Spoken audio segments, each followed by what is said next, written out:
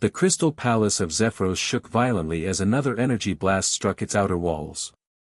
Queen Vela pressed her blue-scaled hand against the communication console, her golden eyes filled with worry. Outside the palace windows, the sky burned red with the fires of war. Her beautiful world was dying. "Your Majesty, we must evacuate now," said Commander Thane, her most trusted guard. His silver armor was cracked and scorched from the recent battles. "The enemy will break through our defenses within hours." Queen Vela looked at the holographic display showing her planet from space. Black ships surrounded Zephyros like hungry insects. These were not ordinary invaders. The Void Collective had come to consume everything living on her world. They would turn her people into fuel for their mechanical bodies. "Where can we run?" she asked sadly. "They have destroyed the Altarian fleet. The Cosmic Federation has retreated to their home systems. No one wants to fight the Void Collective." The Queen walked to her throne, made from pure crystal that glowed with inner light. She had ruled Zephyros for 50 years, bringing peace and prosperity to her people. Now she watched helplessly as everything she loved burned around her. "Majesty, there might be one option," said her chief advisor, an old woman named Kira. She held a data pad in her wrinkled hands. "I have been studying reports from the Outer Rim territories. There are stories about a young species called humans." Queen Vela turned to face her advisor. "Humans? I have never heard of them." Kira activated the data pad, showing images of a small blue and green planet. "They come from a world called Earth. The reports say they are primitive compared to most galactic civilizations. But there is something unusual about them." "What makes them special?" asked Commander Thane. He was already thinking about military matters, trying to find any advantage for his queen. "They do not surrender," Kira said simply. "Even when facing impossible odds, they continue to fight. Other species call it foolishness, but the humans have won battles they should have lost. They think in ways that confuse their enemies." Queen Vela sat down on her crystal throne. The idea seemed desperate, but desperation was all she had left. How can such a primitive species help us when the greatest armies in the galaxy have failed? Kira showed more images on her data pad. These pictures showed human soldiers in strange battles. In one image, a small group of humans fought against massive alien creatures 10 times their size.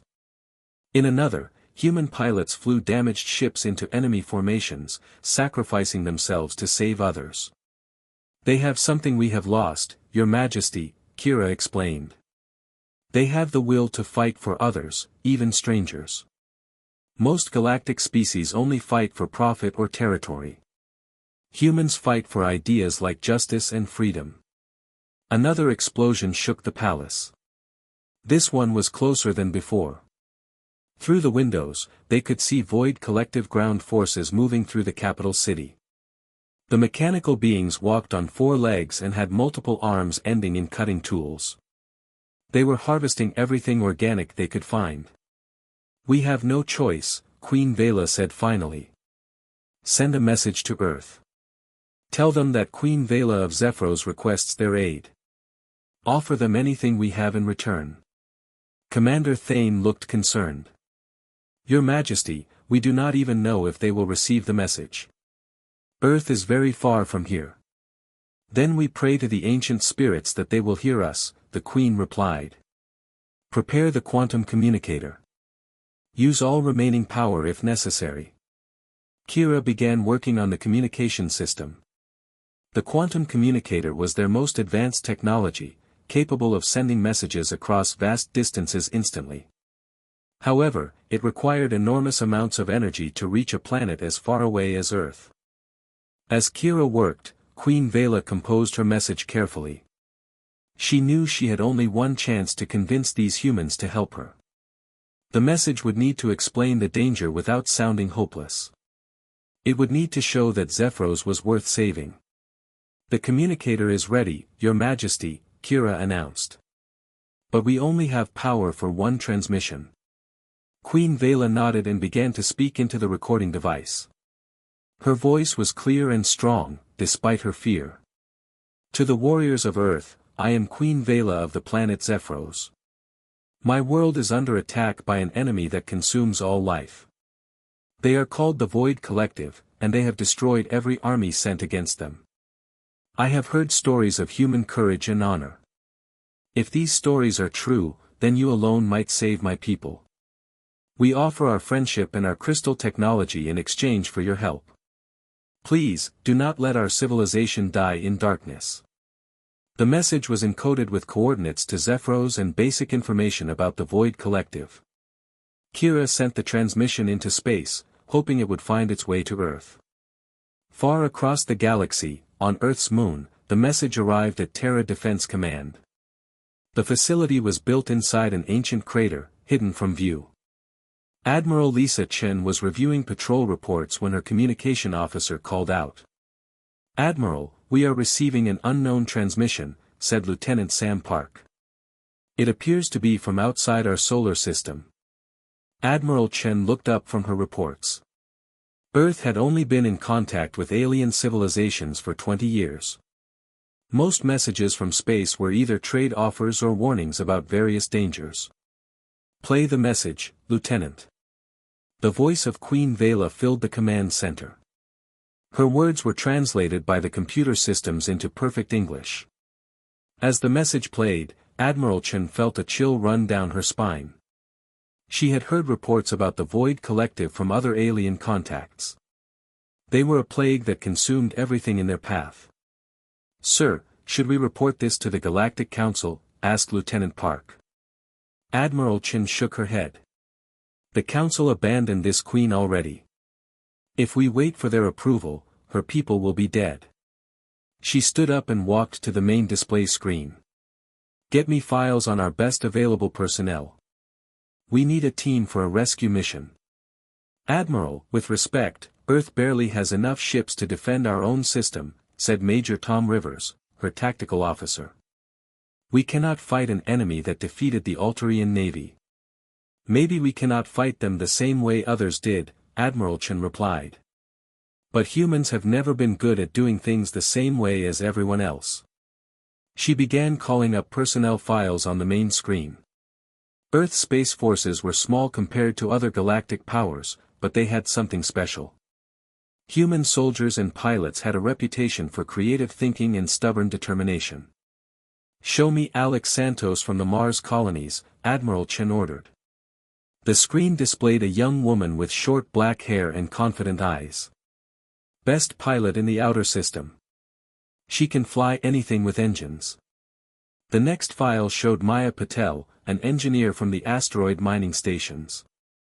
She was known for building impossible devices from spare parts. Her mechanical innovations had saved dozens of mining operations from disaster. "Ben Wright from Deep Space Rescue," the Admiral continued. The file showed a calm man with gentle eyes. He was the best combat medic in human space, capable of treating any species they had encountered. Finally, she called up the file for Zoe Kim. The young woman looked serious and focused. She had planned several successful operations against space pirates, always finding weaknesses that others missed. "These 4 will be our rescue team," Admiral Chen announced. "They represent the best of human capabilities." Major Rivers looked worried. "Admiral, they are excellent people, but they are only 4 individuals. How can they succeed where entire fleets failed?" Admiral Chen smiled slightly. "Because they are human, Major. We do not always win through superior firepower. Sometimes we win by being too stubborn to quit and too creative for our enemies to predict." She began issuing orders to assemble the team. Each member would be given a choice to accept the mission or decline. Admiral Chen suspected she knew what their answers would be. Humans rarely turned away from someone asking for help. Alex Santos received her orders while performing maintenance on her fighter ship at Mars Station 7. She was hanging upside down in the engine compartment when her communication device beeped. After listening to the message, she slid out from under the engine and grinned. Finally, a real challenge, she said to herself. "Count me in."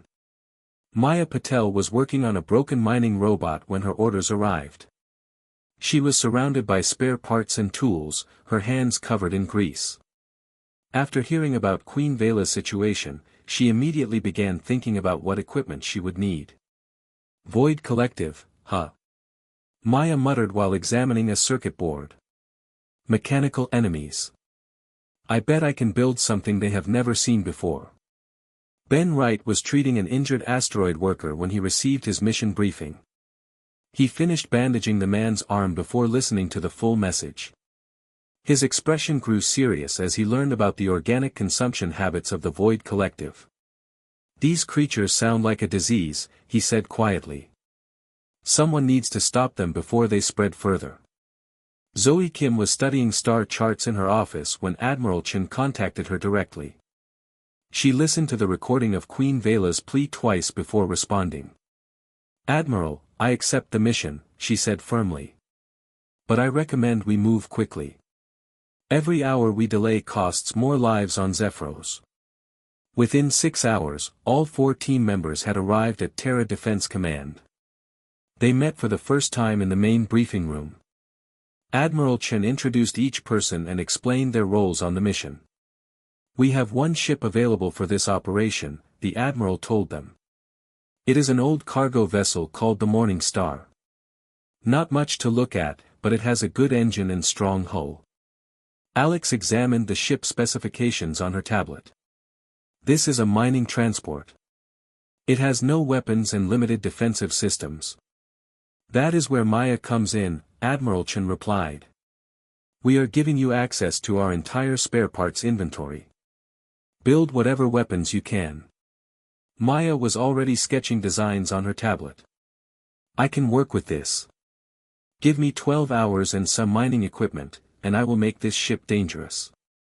Ben studied the medical files about Zephyros' inhabitants. The Queen's people are similar to humans in basic biology. I can treat their injuries if needed. Zoe was looking at star charts showing the route to Zephyros. The journey will take 4 days at maximum speed. We need to assume the situation will be worse when we arrive. Admiral Chen nodded approvingly. These 4 humans were already thinking like a team. You have complete authority to act as you see fit once you reach Zephyros. Earth will support whatever decisions you make. As the team prepared for departure, news of their mission spread quietly through Terra Defense Command. Other officers watched with mixture of admiration and concern. Everyone knew this was probably a suicide mission. The Void Collective had never been defeated in open battle. However, the 4 humans preparing to leave showed no fear. They worked with calm determination, each focused on their part of the mission. Alex prepared flight plans and studied the ship's controls. Maya gathered tools and spare parts for her weapon construction. Ben packed medical supplies for multiple species. Zoe analyzed every piece of information about the Void Collective. 6 hours before departure, Admiral Chen visited the team one final time. They were loading the last supplies onto the Morning Star. The ship looked ordinary from the outside, but Maya had already begun her modifications. Any final questions before you leave? The Admiral asked. Just one, said Zoe. Why did Queen Vela specifically ask for human help? What made her think we could succeed? Admiral Chen was quiet for a moment. Then she smiled. Maybe she heard the same stories I did. Stories about humans who never give up, no matter how impossible the situation becomes. Alex laughed. Well, rescuing an alien queen from mechanical monsters definitely counts as impossible. Good thing we specialize in impossible, Maya added, welding a piece of equipment to the ship's hull. Ben finished loading his medical equipment and joined the conversation. Queen Vela trusted us enough to ask for help. We cannot let her down. The 4 humans boarded their ship as Earth's moon passed into shadow. The Morning Star lifted off quietly, beginning its journey toward the distant world of Zephyros. Behind them, Admiral Chen watched until the ship disappeared among the stars. Bring them home, she whispered to the darkness.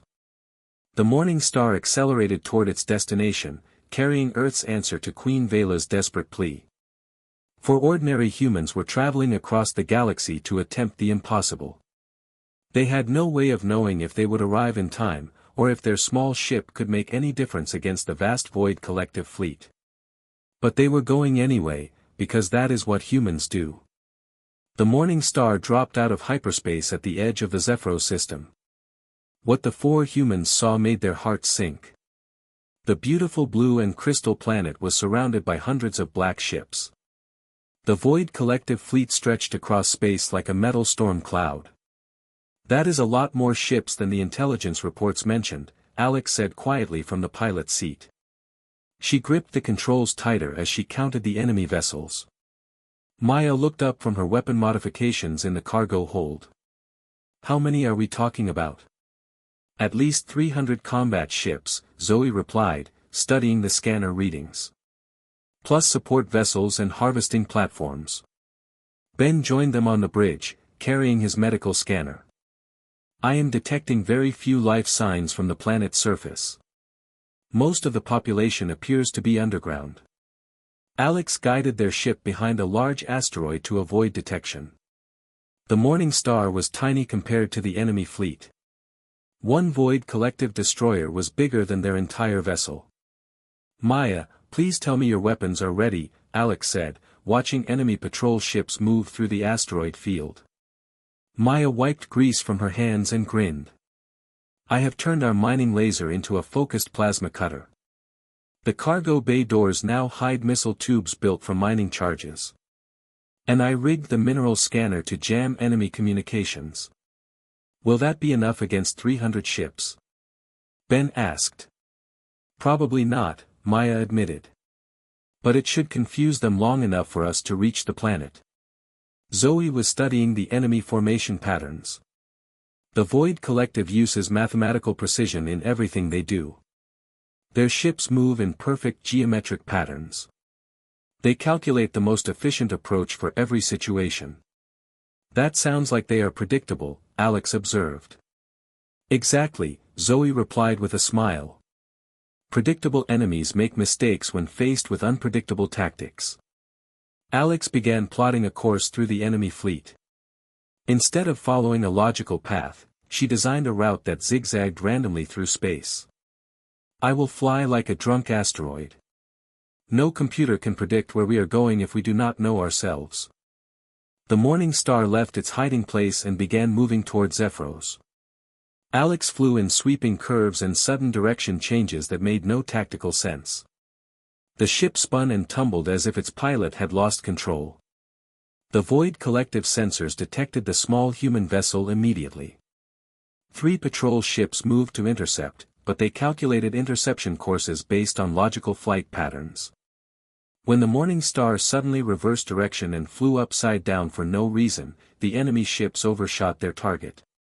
They are trying to communicate with us, Ben reported, monitoring the communication channels. What are they saying? Zoe asked. Ben listened to the translated message. They are demanding we follow standard approach procedures and submit to harvesting inspection. Alex laughed. Tell them we do not know what standard procedures are. We are just confused humans who got lost. Maya activated her communication jammer. The device sent random signals that interfered with Void Collective coordination systems. Suddenly, the precise enemy formation began showing small errors as ships received conflicting data. Nice work, Maya, Zoe said approvingly. Their fleet coordination is becoming less efficient. The Morning Star continued its chaotic flight toward Zephyros. More enemy ships moved to intercept, but Alex had learned something important. The Void Collective could not adapt quickly to irrational behavior. Their logical minds tried to find patterns where none existed. Ben, start scanning for Queen Vela's location, Alex ordered while dodging another patrol ship. We need to find her before these metalheads figure out what we are doing. Ben focused his medical scanner on the planet below. Most of the surface showed no life signs, but deep underground sensors detected clusters of organic beings. I found them. Large group of survivors in the crystal caves beneath the royal palace. How do we reach them? Maya asked. The entire area is covered by enemy ground forces. Zoe studied the tactical display. The Void Collective has surrounded the palace, but they have not entered the caves yet. They appear to be setting up harvesting equipment. Alex guided their ship through the planet's atmosphere, still flying erratically. The enemy ships followed, but their formation was becoming increasingly disorganized due to Maya's jamming signals. I have an idea, Ben said suddenly. While treating different alien species, I noticed that many have unique biological signatures. What if human biology affects Void Collective systems somehow? How do you mean? Zoe asked. Ben pulled up his research data. The Void Collective are mechanical beings, but they interact with organic matter for fuel processing. Human biochemistry is very different from other known species. We might cause unexpected reactions. Maya became excited. You mean we could be like a computer virus to them? Something like that, Ben agreed. I need to get close to a Void Collective unit to test my theory. Alex brought their ship down near the Crystal Palace. The building was beautiful but scarred by weapon fire. Void Collective ground units were everywhere, setting up harvesting machines around the cave entrances. There, Alex pointed to a landing site behind some crystal formations. I can put us down without being seen. The Morning Star landed with a soft thud. Through the windows, they could see the enemy units working methodically. Each Void Collective soldier was about 8 feet tall with 4 legs and multiple arms. Their bodies were dark metal covered with cutting tools and sensors. Time for field testing, Ben said, checking his medical equipment. I will approach one of their units and see what happens. That sounds dangerous, Maya worried. What if they just attack you? Then you rescue me with your fancy new weapons, Ben replied calmly. Zoe had been studying the enemy positions. There is a single unit working alone near the cave entrance. If Ben's theory works, we can observe the results safely. Ben left the ship and walked slowly toward the isolated Void Collective unit. He carried his medical scanner openly, making no threatening moves. The alien machine detected his approach and turned to face him. What happened next surprised everyone watching. The Void Collective unit began moving strangely. Its precise mechanical motions became jerky and uncertain. Warning lights appeared on its surface, and it made confused electronic sounds. It is working, Maya whispered excitedly. The machine is malfunctioning. Ben moved closer to the confused unit. The Void Collective soldier tried to raise its weapon, but the arm mechanism jammed halfway up. Its sensors flickered randomly, and it began walking in circles. Ben, get back here, Alex called over the radio. More units are coming to investigate. Ben returned to the ship quickly. The malfunctioning Void Collective unit collapsed behind him, its systems completely scrambled. Other enemy units approached to examine their fallen comrade, but they could not determine what had gone wrong. How did you do that? Zoe asked as Ben climbed back into the ship. Ben checked his readings. Humans produce unique pheromones and bioelectric fields. Our presence interferes with Void Collective sensor systems. They cannot process our biological signatures correctly. Maya was already thinking about applications. If human biology disrupts their systems, we can use that as a weapon. We just need to get close enough to their main units. Alex started the ship's engines. First, we need to reach Queen Vela. She is running out of time. The Morning Star lifted off and flew toward the cave entrance. Void Collective units fired at them, but their weapons missed frequently. The jamming effects were spreading through their local network, causing coordination problems. Maya activated her improvised weapons.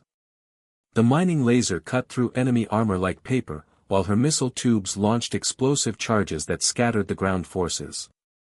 The Void Collective tried to respond with mathematical precision, but their systems kept malfunctioning when humans were nearby.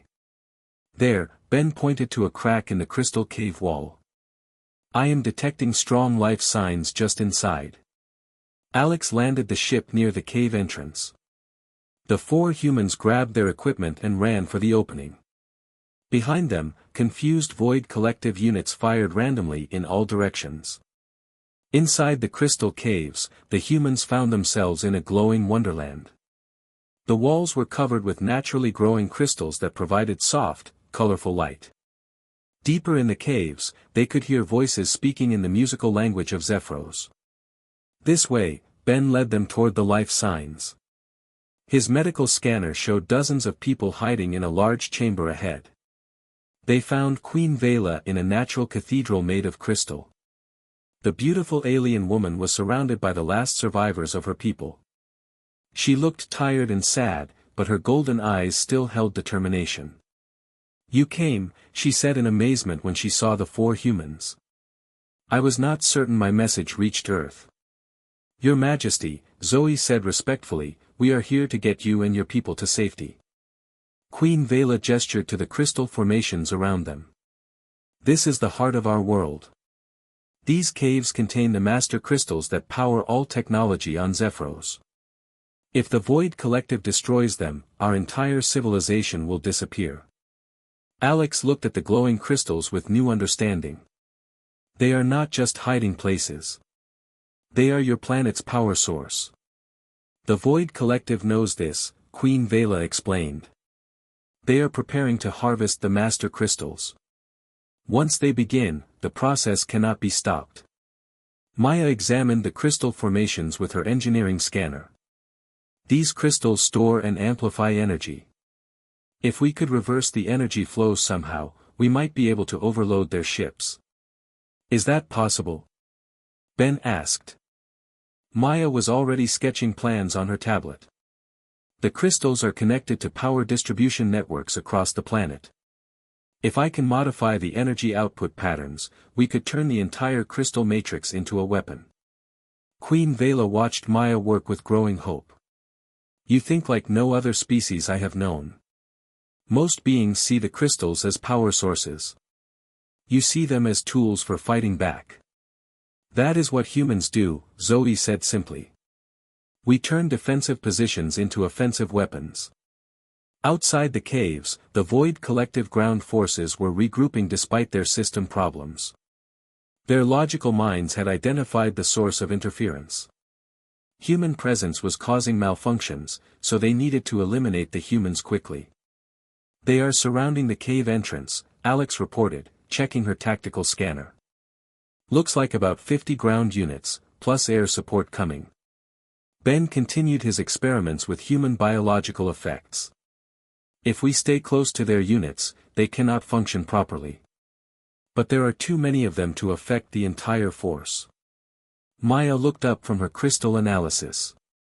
"I need about 20 minutes to modify the energy amplification system. Can you keep the Void Collective away that long?" "We will find a way," Alex promised. Zoe was studying the cave layout. "These tunnels connect to multiple surface exits. We can use guerrilla tactics, hit them from different directions."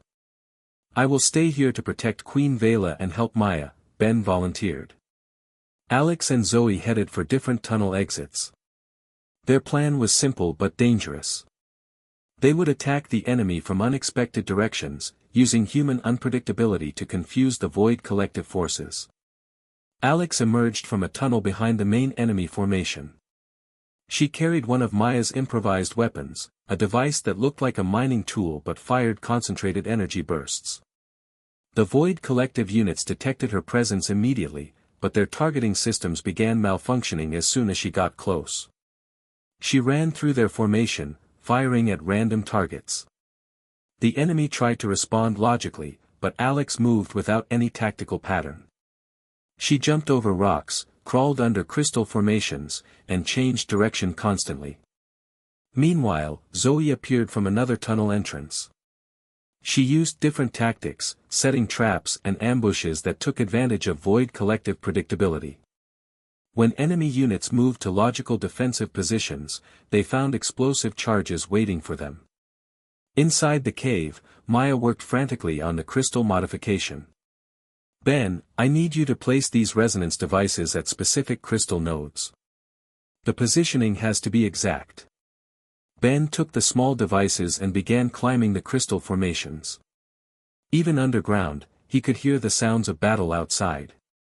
Alex and Zoe were buying them time, but the Void Collective would eventually overcome their confusion.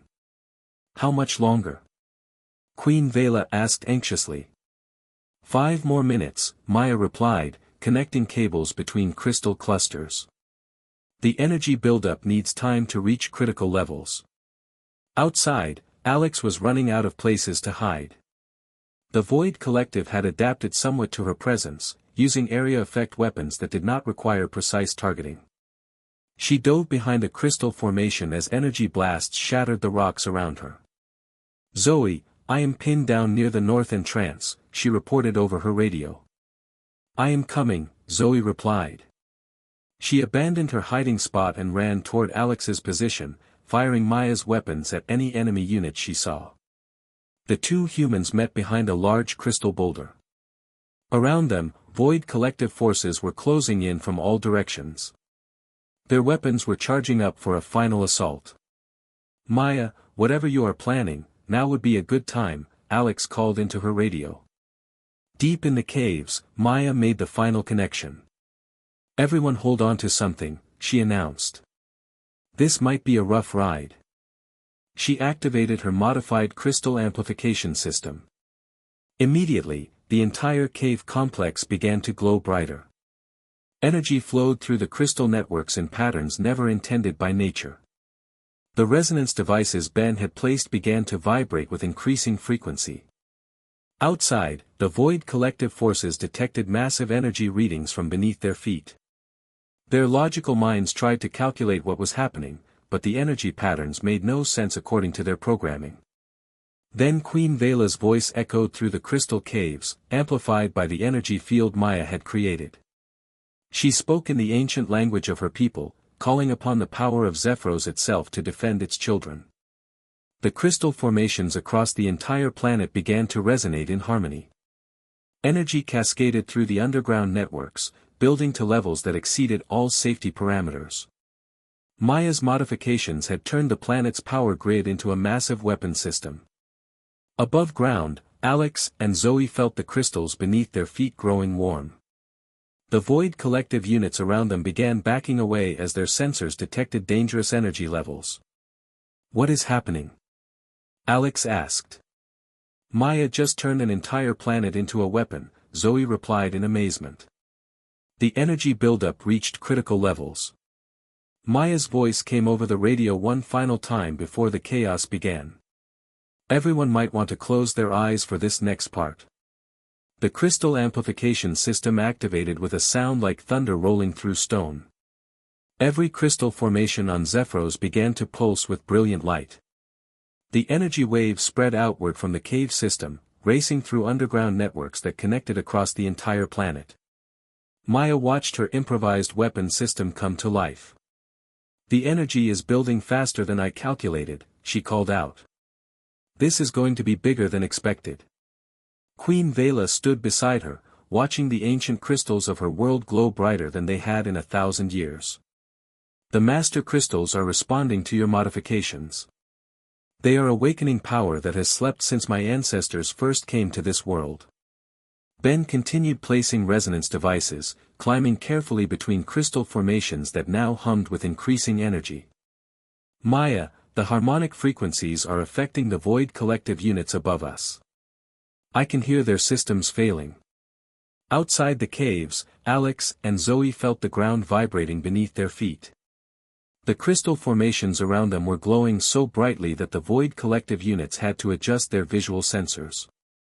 More importantly, the energy waves were interfering with enemy communications and targeting systems. Their coordination is breaking down, Zoe observed, watching enemy units move in confused patterns. They cannot maintain formation when their network connections keep failing. Alex grinned as she watched a nearby Void Collective unit walk into a crystal formation because its navigation system was malfunctioning. Time to take advantage of their confusion. She ran toward the enemy formation, no longer bothering to hide. The Void Collective sensors could detect her movement, but they could not lock onto targets effectively. Their weapons fired random shots that missed by wide margins. Zoe followed Alex's lead, attacking from a different angle. She had learned to use the crystal energy to her advantage, staying close to the brightest formations where enemy systems failed most completely. The two humans moved through the battlefield like ghosts, striking targets that could not fight back effectively. In space above Zephyros, the Void Collective fleet was experiencing similar problems. The energy waves rising from the planet's surface were interfering with their ship systems. Fleet coordination became increasingly difficult as communication links failed randomly. Admiral Crix, commander of the Void Collective fleet, tried to understand what was happening. His logical mind processed thousands of data inputs, but the energy patterns made no sense according to known science. Report, he demanded from his bridge crew. Energy readings from planet surface exceed all known parameters, replied his tactical officer. Source appears to be crystalline formations, but output levels are impossible according to our calculations. Admiral Crick studied the data streams. The humans have done something to the planet's power grid. Calculate countermeasures immediately. But the Void Collective computers could not calculate solutions to problems they did not understand. Maya's modifications used human intuition and creativity rather than mathematical formulas. Her weapon system operated on principles that logical minds found incomprehensible. Back in the crystal caves, the energy buildup was reaching critical levels. Maya monitored her improvised control systems as power flowed through circuits never designed for such massive loads. Your Majesty, I need you to do something, Maya said to Queen Vela. The crystal network responds to your people's biological signatures. If you can direct the energy flow, we can target the enemy fleet directly. Queen Vela nodded with understanding. She placed her hands on the largest crystal formation and began to sing in the ancient language of Zephyros. Her voice resonated through the crystal matrix, guiding the energy waves with harmonic frequencies that had been passed down through generations. The effect was immediate and spectacular. Energy beams erupted from crystal formations across the planet's surface, reaching into space like fingers of light. The beams struck Void Collective ships with pinpoint accuracy, overloading their systems and disabling entire vessels. Admiral Crix watched in shock as his fleet began falling apart around him. Impossible, he stated. Planet-based weapons cannot achieve such range and precision. Admiral, we are detecting human biological signatures directing the energy patterns, his science officer reported. The targeting system appears to be guided by organic intuition rather than mathematical calculation. For the first time in his mechanical existence, Admiral Crix felt something resembling fear. The Void Collective had conquered countless worlds through superior logic and overwhelming force. They had never faced enemies who fought with creativity and impossible determination. All ships retreat to minimum safe distance, he ordered. Prepare for long-range bombardment of the planet's surface. But Maya had anticipated this response. Her crystal amplification system was not just a weapon, it was also a shield. As the Void Collective fleet moved away from Zephyros, the energy beams followed them, reaching across impossible distances to strike fleeing ships. How is this possible? Admiral Crix demanded as another wave of his ships suffered system failures. His science officer studied the energy readings with growing confusion. The humans have turned the entire planet into a resonating crystal array. Each formation amplifies and redirects the others. The effective range is theoretically unlimited. On the planet's surface, Alex and Zoe had cleared the immediate area of enemy ground forces. The Void Collective units were either disabled by the energy interference or destroyed by the human attacks. The two women regrouped near the cave entrance to watch the space battle unfolding above. Look at that, Alex said, pointing to the sky where energy beams were chasing enemy ships across the star field. Maya really outdid herself this time. Zoe was monitoring enemy communications with her scanner. The fleet commander is trying to organize a retreat, but his ships cannot maintain formation. The crystal energy is disrupting their coordination completely. Inside the caves, Maya was pushing her improvised system to its limits. Warning indicators showed that several crystal formations were approaching overload conditions. Queen Vela, how much more can your crystals handle? The alien queen was still guiding the energy flow through harmonic singing. Sweat beaded on her blue-scaled forehead from the mental effort required. The master crystals are strong, but they were never meant to channel this much power. We have perhaps 10 more minutes before permanent damage occurs. Ben checked his medical scanner. I am detecting massive energy buildups in the enemy fleet. Their main ships are trying to overcharge their weapons for a final attack. Maya realized what was happening. They are going to sacrifice their entire fleet to destroy the planet. If they cannot harvest Zephyros, they will make sure no one else can have it either. Queen Vela's singing faltered for a moment. Can we stop them? Maya looked at her control systems, thinking rapidly. Maybe. If I redirect all the crystal energy into one massive pulse, we might be able to overload their entire fleet at once. But it will burn out the amplification system permanently. Do it, Queen Vela said without hesitation. Better to save some of my people than lose everyone. Alex and Zoe heard the plan through their radio communicators. We need to get everyone out of the caves before Maya triggers the final pulse, Alex said.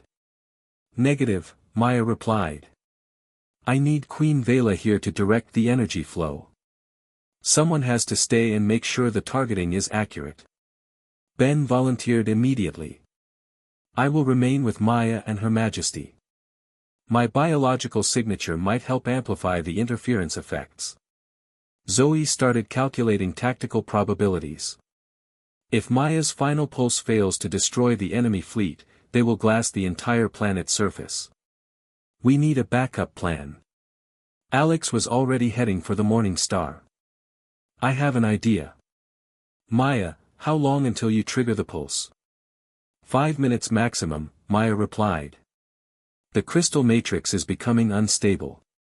Alex reached their ship and began powering up the engines. Zoe, get the survivors loaded onto any available transport. I am going to try something crazy. What are you planning? Zoe asked. If Maya's pulse does not finish off the enemy fleet, I am going to ram the Morning Star into their command ship, Alex explained calmly. Sometimes the direct approach works best. Zoe shook her head. That is suicide. The command ship is heavily armored. Maybe, Alex agreed. But I will be carrying Maya's experimental explosives. If I can get close enough to their main reactor, the explosion should take out half their remaining fleet. Queen Vela's people began emerging from deeper cave systems, guided by Zoe and the other survivors. They moved quickly but calmly, trusting their queen's judgment about these strange humans who had come to save them. In space, Admiral Crix was coordinating his fleet's final attack. Half his ships were disabled or destroyed, but the remaining vessels still had enough firepower to sterilize the planet's surface. All functional ships, prepare for concentrated bombardment. Target the crystal formations first. But Maya was ready for him. She made final adjustments to her amplification system while Queen Vela gathered her remaining strength for one last harmonic guidance sequence. Ben positioned himself near the largest crystal formation, his human biological signature adding interference to the enemy targeting systems. Initiating final pulse in 30 seconds, Maya announced. Alex completed her flight preparations aboard the Morning Star. The cargo hold was packed with every explosive device Maya had built during their journey. If the crystal pulse did not finish the job, Alex would complete it personally.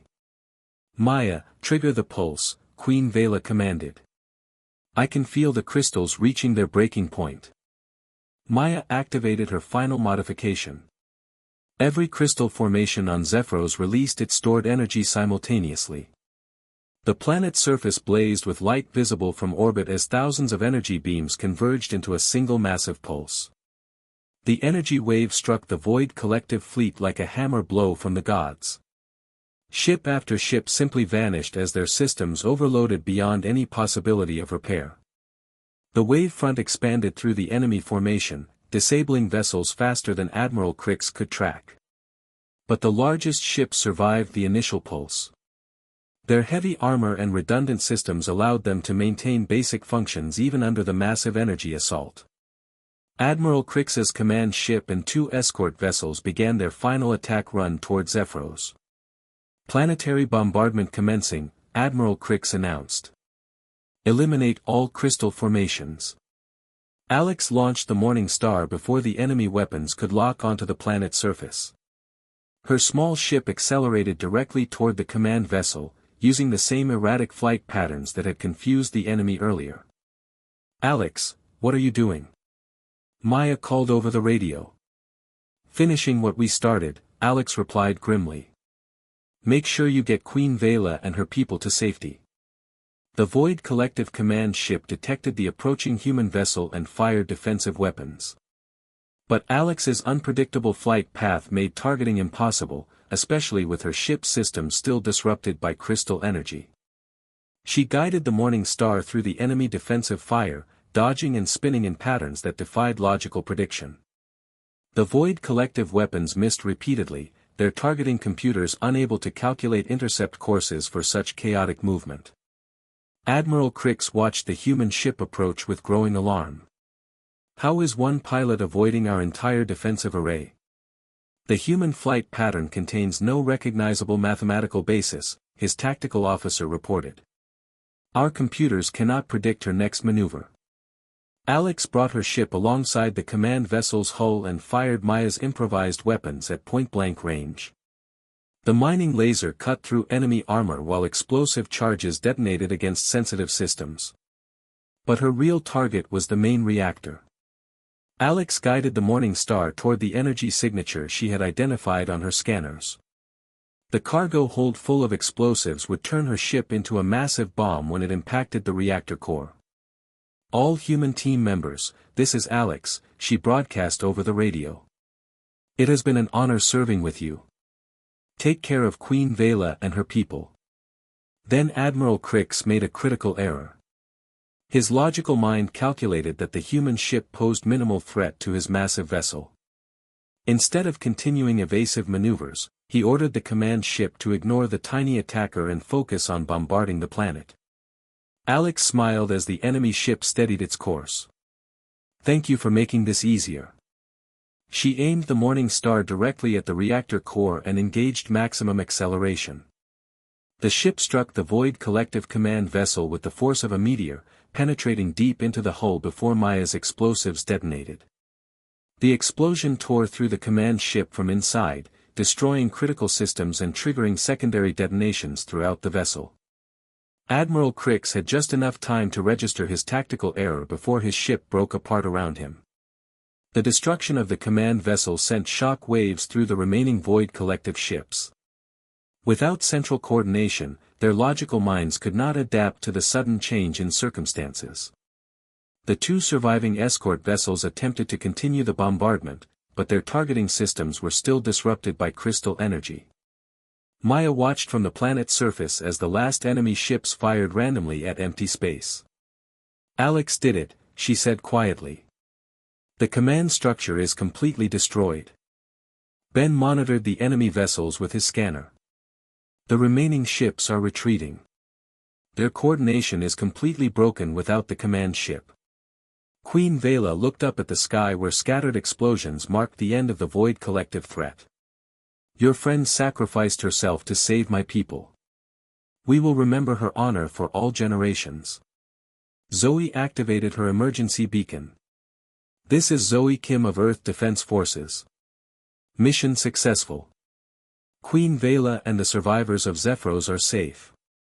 Requesting immediate pickup and medical assistance. The response came from Admiral Chen herself. Understood, Zoe. Earth fleet is already en route. We monitored the entire battle through your transmissions. Outstanding work. 3 days later, Earth rescue ships arrived at Zephyros to find a remarkable scene. The planet's crystal formations were damaged but still functional. Queen Vela's people were already beginning reconstruction efforts with the help of Maya's engineering expertise. The crystals can be repaired, Maya explained to Admiral Chen. Queen Vela has agreed to share their technology with Earth in gratitude for our assistance. Ben was treating injured survivors in a temporary medical facility. The biological compatibility between humans and Zephyros inhabitants is remarkable. I am learning new medical techniques that could help both our species. Zoe had compiled a complete tactical analysis of the battle. The Void collective weakness is their dependence on logical thinking.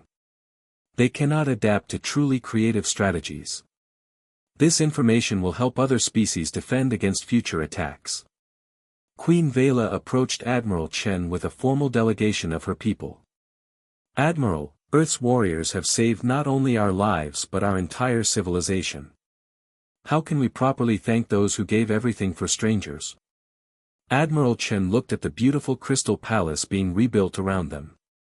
Your Majesty, the greatest thanks would be friendship between our peoples. Earth could use allies who understand the value of courage and sacrifice. Then let it be so, Queen Vela declared. From this day forward, Zephyros and Earth shall stand together. Our crystal technology and your human ingenuity will create wonders that neither could achieve alone. As the rescue fleet prepared to depart, Maya remained behind to help with reconstruction efforts. Ben established a permanent medical exchange program. Zoe returned to Earth with strategic intelligence that would revolutionize human space defense. The Morning Star was gone, and Alex Santos was honored as a hero throughout human space. Her sacrifice had saved an alien world and established Earth's reputation as a species that would fight for justice even at impossible odds. Admiral Chen stood on the bridge of her flagship as they departed Zephyros' orbit. The planet below glowed with healing crystal light, and Queen Vela's people were already building new structures that combined human engineering with alien crystal technology. Another successful mission, her tactical officer observed. Admiral Chen smiled as she watched the peaceful planet recede into the distance. Not just successful, Major. This mission proved something important about humanity. We do not just survive in this galaxy, we make it better for everyone. The rescue fleet jumped to hyperspace, carrying news of humanity's newest alliance. Behind them, Zephyros continued its healing, protected by the friendship forged between two species who understood that some things were worth fighting for, no matter what the cost. In the crystal caves where the battle had been won, a new formation grew slowly from the damaged matrix. The Zephyros survivors called it the Human Memorial, a living tribute to the 4 warriors from Earth who had answered a desperate plea for help and changed the fate of an entire world. Queen Vela often visited the memorial to sing the ancient songs of her people.